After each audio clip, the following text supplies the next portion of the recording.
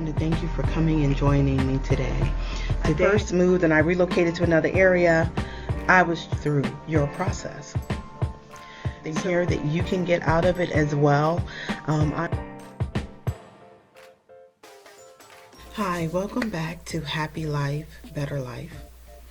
Today, my topic has to do with the fact that there's only one reason to stay in a marriage or in a relationship that is not thriving and doing well. But before I get to that one reason, I want to talk about some of the reasons that I stayed as long as I did, and some of the reasons other people stay in relationships. But these reasons are just not good reasons. They're not enough to cause the relationship to thrive, to survive, or to do well or last. So number one of the main reasons why I stayed in my marriage as long as I did is because I had this belief. It may have been a little naive, which obviously it was because it didn't work, but I just believed that my marriage was meant to last and that as long as we had each other, we could make it through anything. I believe that vehemently, and I would say that over and over again. As long as we have each other, we can make it through anything. And that was my belief. And it would have been great if the other person was thinking that way too and believing that way too. Then the marriage probably would have survived. The marriage probably would have thrived. But I was the one saying that, believing that, and acting on that. And so that did not help in the end. It did not save the marriage in the end. A number two reason why people stay together is for the children. I did not want my children to come from a broken family. You know, my parents had divorced when let me say this. My parents actually never divorced. They split up when I was 6 years old. And now I am in my 50s, and my parents never actually divorced, but they haven't been together since I was 6. So strange, I know, special, I know, but I'm sure there's some people out there who are just like me. I think my parents grew up in a time where, I don't know, they didn't just go and divorce as easily as they do now. And my father, there were periods like when I was younger, from probably about 10 to 16, 17, 18 and all of that, when he wasn't as present in my life. But I will say, they didn't stay together for the kids, which would have been me and my sister. And I went through a lot not having my father there. I loved my father and my mother. She was there, but it was difficult. It was challenging. And well, I'm just going to be honest. I'm going to be real honest with you guys today. Some people, when they divorce or they go through separation and the kids are there, if bitterness isn't dealt with, if they're not healed, it is very possible that they can hurt their children. And my mother, it was like everything that I did wrong was just like my father. You know, I was clumsy like my father. I was this like my father. I was that. Whenever it was something and she was making a statement, I was like my father, you can believe it was not a good thing. It was not a good thing. And also for me, being the product of my parents splitting up and things like that, I had to grow up very quickly. And I had to step in and become an adult. My brother, who I talk about, who I moved with after my marriage had ended, he is 10 years younger than me. And I'm going to tell you, because my mother was a single mom, my brother almost became like my son in certain ways.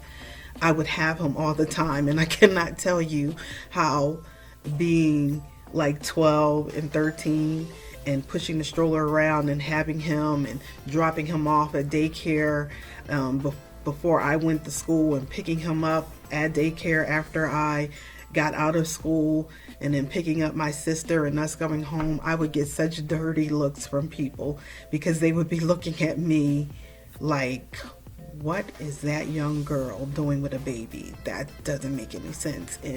But it was my brother.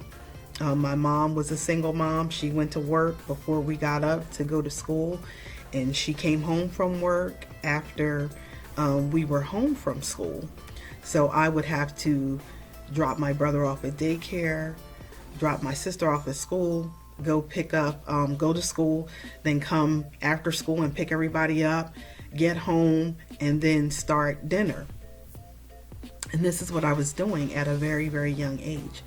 So I will say that divorce, it definitely has consequences for people. And I'm making you aware of this because you might be in a situation where you have children and you may be depending or leaning on one of them, especially if they're the oldest and they're female, or sometimes it can be the son and he can be the oldest and they have to sometimes step into place. I know it will take a lot of us to make things work, and it can be challenging, but remember to allow your children to be children. Remember to do that. And for me, that just was not the case, but I tried to stay with my ex because I didn't want my children to go through that. I wanted my children to enjoy their lives and just be able to be children and so forth. And that just wasn't the life that I wanted for them, to say my parents, split up. My daughter was the only one who was still in school when we split up. She was probably about, I want to say she was in the 12th grade. So she was probably about 17 or so. And even for the ones who were out of school, my two boys who were older, they were roughly between the ages of like 18, 19. My children are like stair steps. They're all exactly like, I want to say 14 months apart or something like that. So anyway, long story short, I didn't want my children to go through that. And sometimes people think that because their children are adults, that they're not going to feel it as much. They are going to feel it.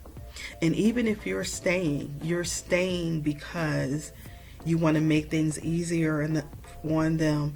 If you and your spouse are not getting along, if you are arguing, or if you are having these moments of silence, he goes to one room, you go to the other room, your children feel that. They see it. They're still going to be impacted. You think you're staying together for them, but it's still doing harm because it's not a healthy environment. So if it's not a healthy environment, you're really not helping the situation, and they don't want to see you hurting. They don't want to see you, they don't want to see their parents miserable. And so it can be a challenge, and it will take time to heal. It will take time for everybody to heal. One of the best things that I can say my ex and I did after, we were not together, was to do our best to, get along for the children, to work still as a team when needed for our kids. That was one of the best things that we did. And I say that because it wasn't easy. It wasn't easy. There were times I was hurt and bitter. There were times he was hurt and bitter. But I tried to overcome that as quickly as possible because I did not want to spew that bitterness into our children. But believe me, there were times, and probably if I think about it too much today, I can have moments of things that happen, or things that my daughter or children will be dealing with their father, and you have to remind yourself not to go there, to be supportive, to be loving, to be caring, but to not start spewing out your stuff, because that can happen. It's just the reality. I'm not going to act like I'm perfect, and no. There are times when certain things, it's like a old wound, and it's okay. But if somebody touches it, you'll scream out. You'll feel it. It'll hurt just like it did when it happened, So those are some of the things that people do. Sometimes people stay together for financial reasons, because it's easier to live, with a spouse and both people contributing to the home. I think if people are able to create a healthy environment and there isn't that bitterness and animosity there, then maybe you can do that. But most of the time, people cannot do that. Most of the time, people cannot dwell in the same home and deal with certain things. Even though they're trying, there's still those moments of anger or chaos or whatever it may be. And like I said, if it's not a healthy environment, it's not helping. It's not helping anybody. I'm going to give you the main reason, the one reason why people should stay in a marriage when it's failing and when things are going wrong. And things, number one, there can't be any abuse involved. Abuse, if someone's being abused, and sometimes it's not the woman, we always assume it's the woman, but sometimes the woman can be abusive. Listen, a woman can use her mouth like a battering ram. She can beat you down to dust. She can say the things that will hurt you. You know that saying about sticks and stones may break my bones, but words will never hurt me. That is a lie. That's a lie. That's never been true. Sometimes words can be more damaging than a physical pain, than physically being hit or beat, because those things can stay with you for a long time. And, it's invisible. So sometimes it's harder to heal from something like that. Sometimes people don't even know how much words have hurt them. So it can be either spouse. But if there's abuse, if there's disrespect, it's not going to work. If there's abuse, if there's disrespect, it's not going to work. But the only reason why people should stay in a marriage that is failing is if both people really do love each other at the end of the day and are determined to do what it takes to make it work, to make it last, to make it fulfilling, to make it happy, to make it safe for both people to be in that marriage together. That's the only reason. Because if you're not willing to do that, somebody's still going to come out damaged. Somebody's still going to come out wounded and hurt. And you can still affect the children. So if both people are willing to work through it and willing to do what it takes and really love each other, because you got to have love. I mean, if you have love, you can still love the person even when you don't like them at that moment. If you have love, you can be there to strengthen during the bad times. People say that marriage is 50-50. I don't think it's ever really 50-50. There's always someone who's giving more of something at some point or another. One could be giving more financially than the other person is. The other person could be giving more supportively and holding down the fort at home than what the other person is doing. I don't think it's ever 50-50. But I don't think that anyone should have to, carry certain burdens all the time. I think that it can be balanced. But then again, it depends on your relationship. No two relationships look the same. Sometimes it may be the woman who's more of the financial giver, and it may be the father who's at home at different points. Maybe he's working from home and taking care of the kids and things like that, or staying home during the day, and maybe he's going to work in the evening. There's balance to it, but everybody's balance doesn't look the same, And I think that that's something that we have to do as well when it comes to relationships. Relationships are hard work.